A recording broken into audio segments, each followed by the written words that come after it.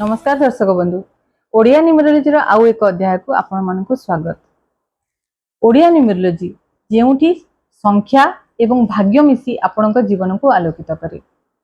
Numerology जहाको आमे ओडिया रे अंकशास्त्र बोली कहूछु सेठी 9 टी संख्या अछि 1 रु 9 पर्यंत एवं प्रत्येक संख्या पई गोटिए गोटिए ग्रहर एनर्जी जड़ित अछि। जेमिति कि नंबर 1 पई सूर्य, नंबर 2 पई चंद्र, नंबर 3 पई बृहस्पति, नंबर 4 पई राहु, नंबर 5 पई बुध, नंबर 6 पई शुक्र, नंबर 7 पई केतु, नंबर 8 पई शनि एवं नंबर 9 पई मंगल।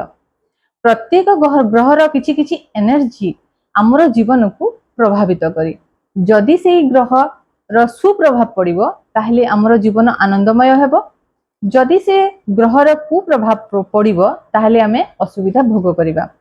तो आज मु आपन को एमिति एक छोट रेमेडी देबी जो रेमेडी रे आपण 9 टी जाक ग्रह को आपण शांत करि परिबे। सेही रेमेडी हैला गोटे ग्लास पानी। आपण माने भाबुथिबे ए गोटे ग्लास पानी रे मु कोन करि परिबी जोथिरे 9 टा जाक ग्रह को शांत करि परिबी। ताहले आसंतु सुनिबा।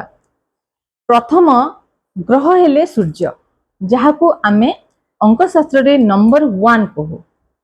सेही ग्रह को शांत करिवा पई आपण कोन करिवे गोटे तंबा गडु नेबे।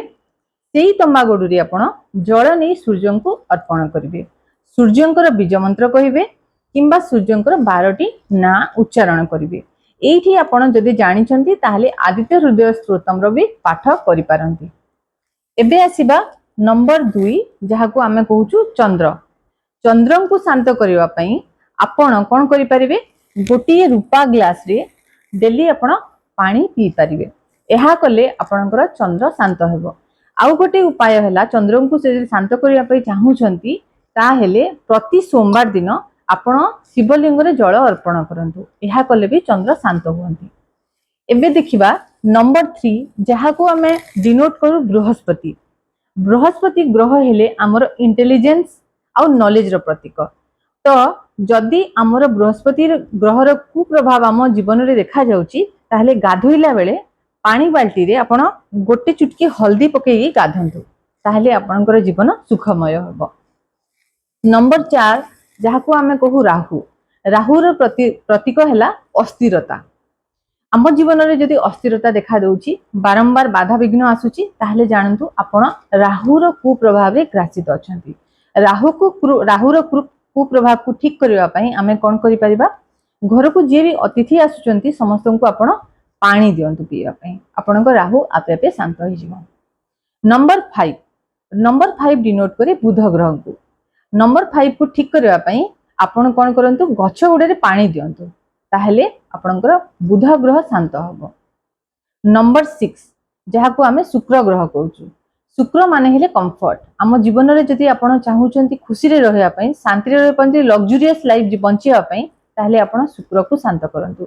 आ शुक्र को शांत करिया पई आपण कोन करिवे आपण किछि पानी नेकी सेतरे टिके इतर पकेइबे आउ ताकू आपण शिवलिंग रे अर्पण करंतु।